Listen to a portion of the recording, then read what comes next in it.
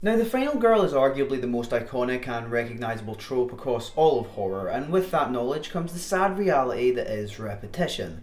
The final girl has become something of an art form in itself, with a slasher film, the subgenre most commonly associated with this trope, able to be judged purely on the quality of its execution alone. Now, for most there is a face when you consider who the best final girl is, so to speak, both in terms of originality, longevity, and other factors that I won't delve into right now. Laurie Strode, Sidney Prescott and Nancy Thompson are but three of the names tossed around when discussing what could be the big three of the final girl circuit. But today I'd like to toss a new character into the ring, someone who, albeit yes, was introduced fairly recently. However, I think due to the quality of the writing and the performance, they may just be one of the greatest final girls that horror has ever seen.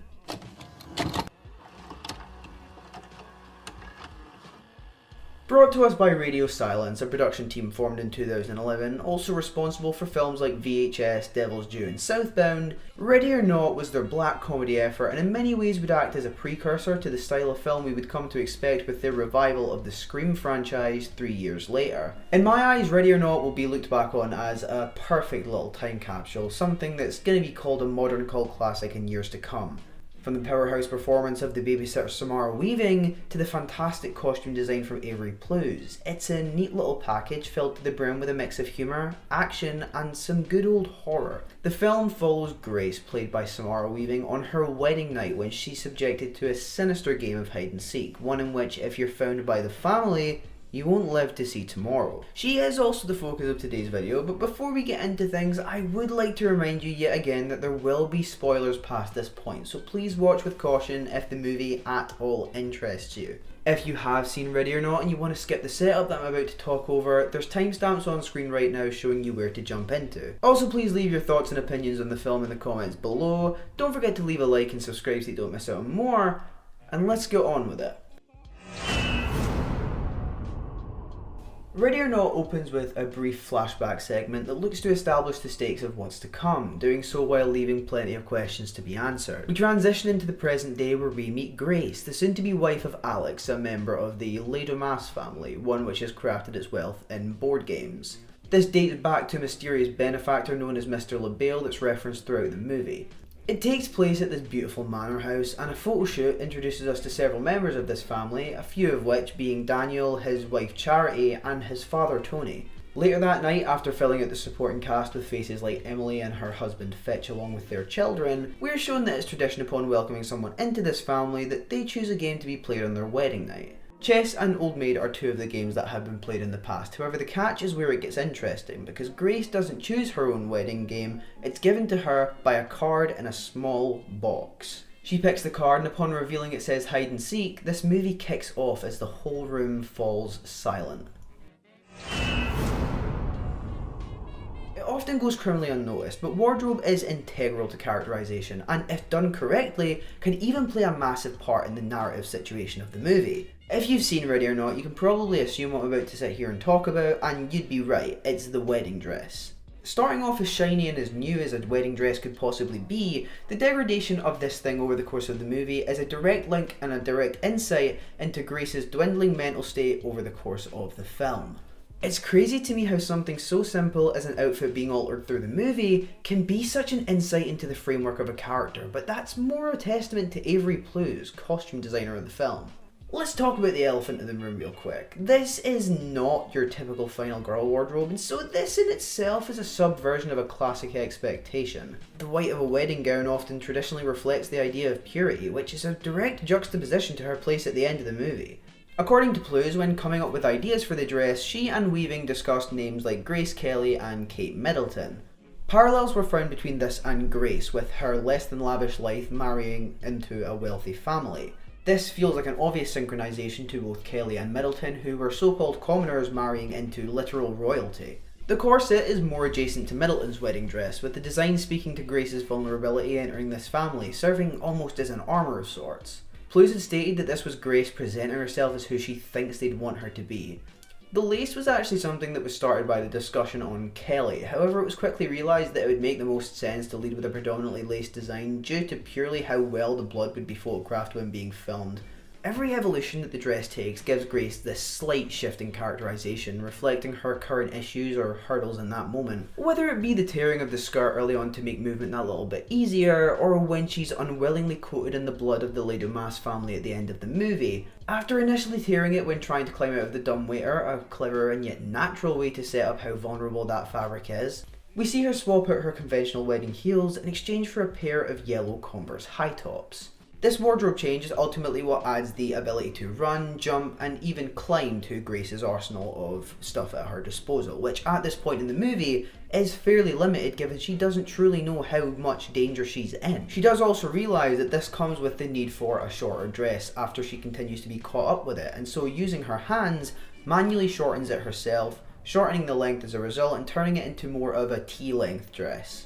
From here, the dress only falls further from Grace. It becomes splattered with blood when she's shot in the hand before it becomes totally trashed beyond any point of restoration when she tumbles down into a pile of bodies going through various stages of decomposition. As Grace wears this dress throughout the film, it tells a story, and that's not even factoring in the bloody finale in all its horror-y glory, when this thing becomes a literal mere shell of what it once represented. Going from the implied purity of a pristine white to the carnage-filled red as the dress is now more bloody than anything else with little to no purity left.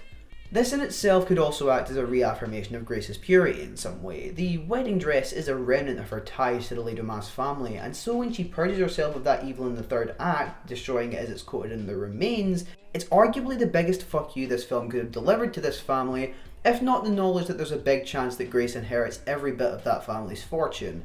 Grace's resourcefulness is ultimately what turns this from an impractical final girl outfit into arguably one of, if not the most, iconic looks out there. There's one transformation that I've already mentioned with the sneaker switch that also ends up donning an ammunition belt when Grace finds a shotgun, creating what is probably the most memorable shot in this movie. We have another where Grace tears one of the sleeves of the dress to use as a makeshift bandage after being shot in the hand, and it also becomes further damaged when she squeezes herself through a Grace-made gap in an iron gate surrounding the house. This thing is incredible. The layers both literally and figuratively that this thing holds are so incredibly creative and stand out to me without any chance of leaving my mind. Again, it goes on to tell a story. Through progressive writing, the wedding dress evolves from more than just a pretty sight on an important landmark in someone's life into something that symbolises survival. It's pretty insane to me to consider that there were 24 total multiples of this dress. Now, it was never one singular dress on set. It was mostly built of a corset, a gown, and other various aspects that were switched out when required, purely due to how much transformation this thing underwent over the course of the movie. When looking at its evolution as a whole on the timeline scale, there are 17 different stages that this dress goes through from beginning to end. Some of them more subtle than others, however, regardless, there is 17 there.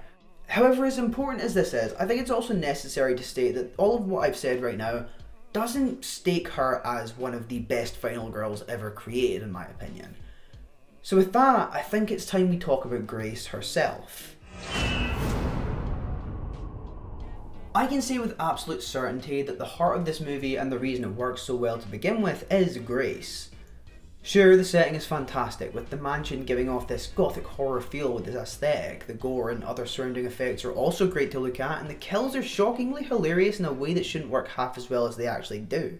But I'd be lying if I gave the crown to anything other than Samara Weaving in a role that most people will probably recognise her for, if not for the opening kill of this year's Scream 7.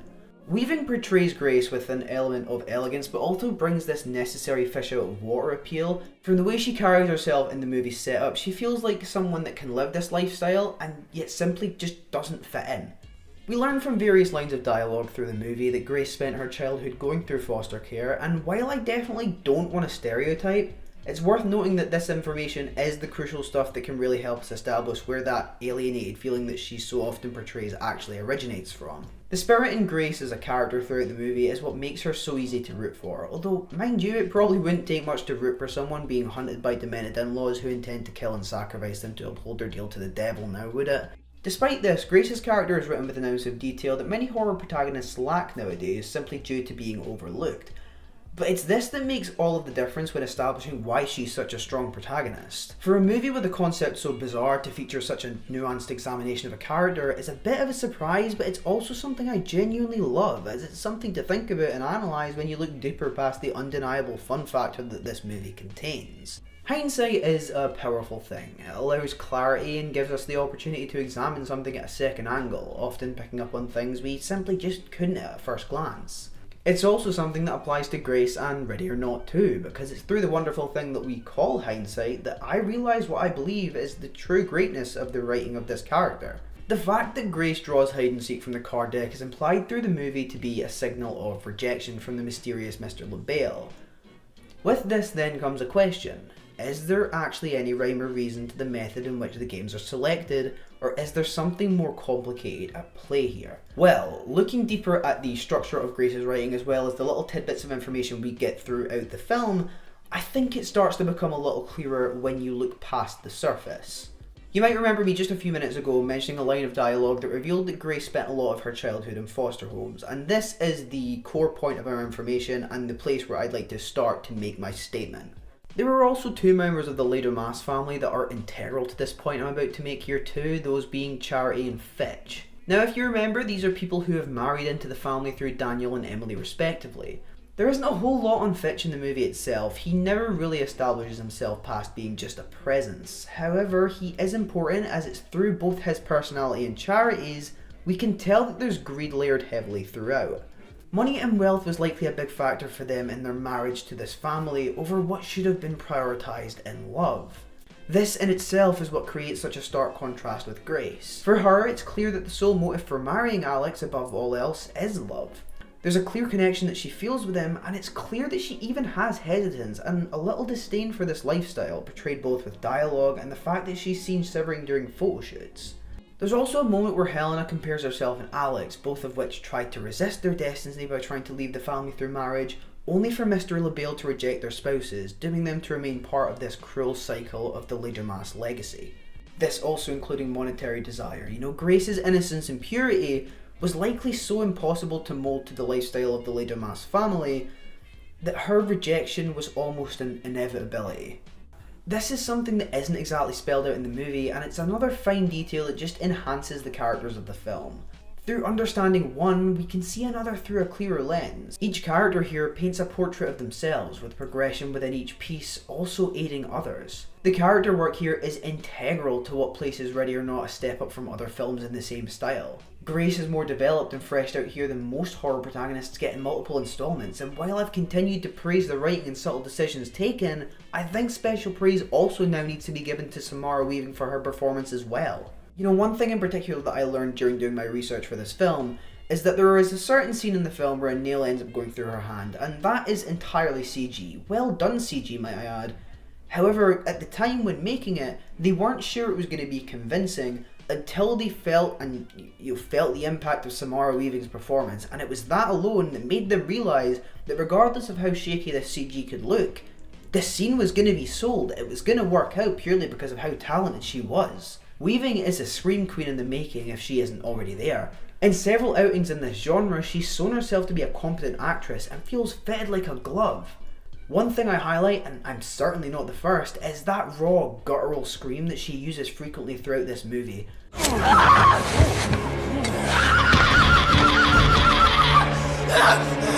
There's some instances this could become stale or overused, but there's so much range and tension in the use of that scream that it never results in any negative impact.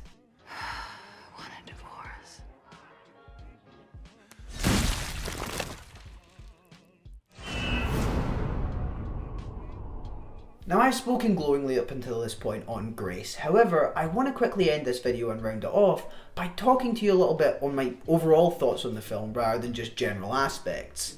I think it's fantastic. In the most basic summary possible, I meant what I said when I suggested Ready or Not could become a modern cult classic.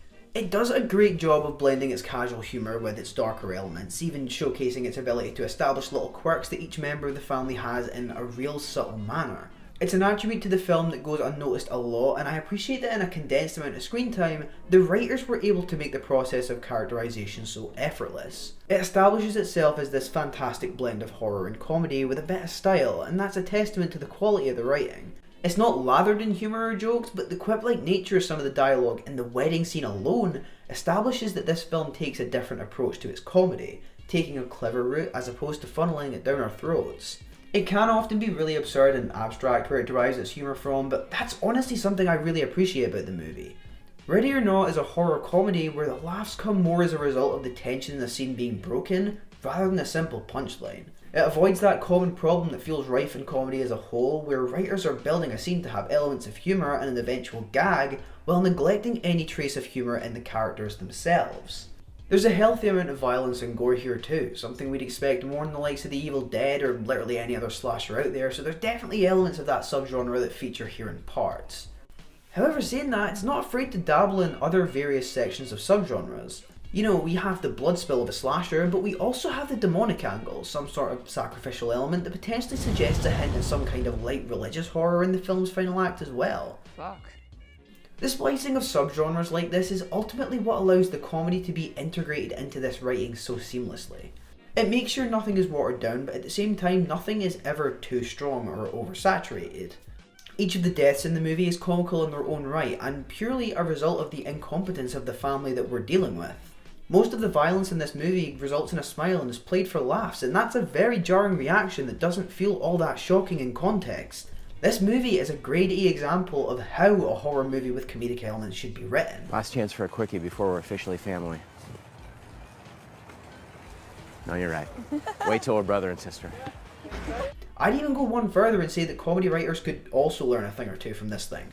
Lastly, I'm putting the clear and obvious jump scares aside because let's just be real and admit that as redundant as they can be at times, jump scares are a staple of the modern state of horror. To label this as a genuine curse on the movie when the sad reality is that it's just following the standard to be labelled as horror nowadays would be a little unfair when, in its defence, it's able to make some pretty good use of the trope when it attempts to. Other than that, I don't really think Ready or Not has any shortcomings that are overly noteworthy past an initial mention. You could point out a flaw here and there, but you could never go directly into detail where that negatively impacts the movie. Because the brutally honest truth is that every flaw is surface level and a flaw committed by 1,000 other horror movies in a much more egregious circumstance, but that's for another story. Ready or Not is a film that manages to flaunt a lot of its underperforming aspects as imperfections rather than out-and-out mistakes, and by cleverly disguising them by outshining in the areas that surround it, I truly think Radio Silence have created a future modern cult classic. I'll say it again. One that even now, as I say this, doesn't get anywhere near the love